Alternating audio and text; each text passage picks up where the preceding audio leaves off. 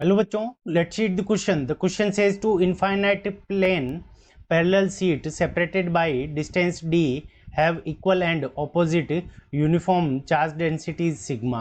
The electric field at a point between the sheet is option A 0, option B sigma upon epsilon naught, option C sigma upon 2 epsilon naught and option D depend upon the location of the point. ठीक है बच्चों. सो इस question के अंदर हमें क्या दे रखा है कि दो चार्ज, ठीक है, इनफाइनाइट पैरेलल शीट्स है.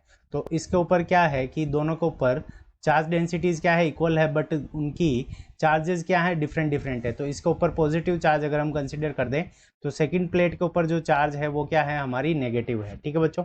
सो इनके बीच की हमें डिस्टेंस कितनी गिवन है. सो ये वाली डिस्टेंस दोनों के बीच की हमें d गिवन है और यहाँ पे हम कोई पॉइंट p कंसिडर कर लेते हैं. ठीक है बच्चों. सो यहाँ पे हमें क्या निकालनी है इसकी, यहाँ पे P पॉइंट के ऊपर इलेक्ट्रिक फील्ड कितना होगा. ठीक है बच्चों. सो यहाँ पे हम क्वेश्चन करने के लिए की कंसेप्ट लगाएंगे.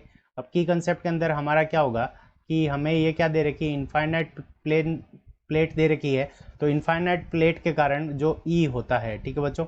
सो E इज इक्वल्स टू, यहाँ पे E की जो वैल्यू होगी वो हमारी कितने हो जाएगी, सिग्मा अपॉन 2 एप्सिलॉन नॉट. ठीक है बच्चों. तो प्लेट के कारण, इनफाइनाइट प्लेट के कारण किसी भी पॉइंट के ऊपर जो इलेक्ट्रिक फील्ड होता है वो E is equals to sigma upon 2 epsilon naught होता है. ठीक है बच्चों.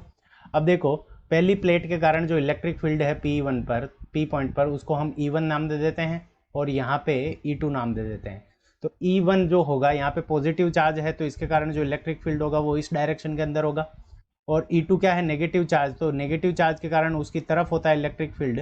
तो यहाँ पे भी E2 की डायरेक्शन भी क्या हो जाएगी, दोनों को अगर हम मान लें तो E1 की अगर हम डायरेक्शन देखें तो इसकी डायरेक्शन हमारी किस डायरेक्शन में है, तो आई कैप के अंदर है. और E2 की अगर हम डायरेक्शन देखें तो E2 की भी डायरेक्शन हमारी किस डायरेक्शन के अंदर है, तो ये भी आई कैप की डायरेक्शन के अंदर है. तो जो हमारा नेट इलेक्ट्रिक फील्ड होगा, सो E, इसको अगर हम वेक्टर फॉर्म के अंदर लिखें तो E net, so E net is equals to, तो E net is equals to हमारा क्या हो जाएगा, E1 वेक्टर यानी पहली प्लेट के कारण प्लस E2 वेक्टर.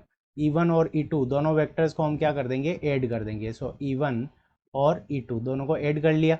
अब देखो E1 की वैल्यू हमारी कितनी है, तो E1 की वैल्यू है सिग्मा अपॉन 2 एप्सिलॉन नॉट और E2 की वैल्यू भी सिग्मा अपॉन 2 एप्सिलॉन नॉट.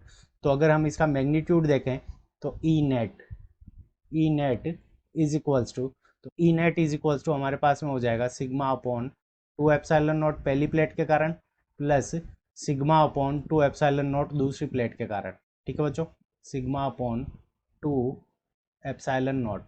अब इसको हम ऐड करेंगे तो यहाँ से हमारे पास में वैल्यू आ जाएगी 2 सिग्मा अपॉन 2 एप्सिलॉन नॉट और 2 से 2 कैंसिल हो जाएगा. तो नेट इलेक्ट्रिक फील्ड कितना आ जाएगा, सिग्मा अपॉन एप्सिलॉन नॉट.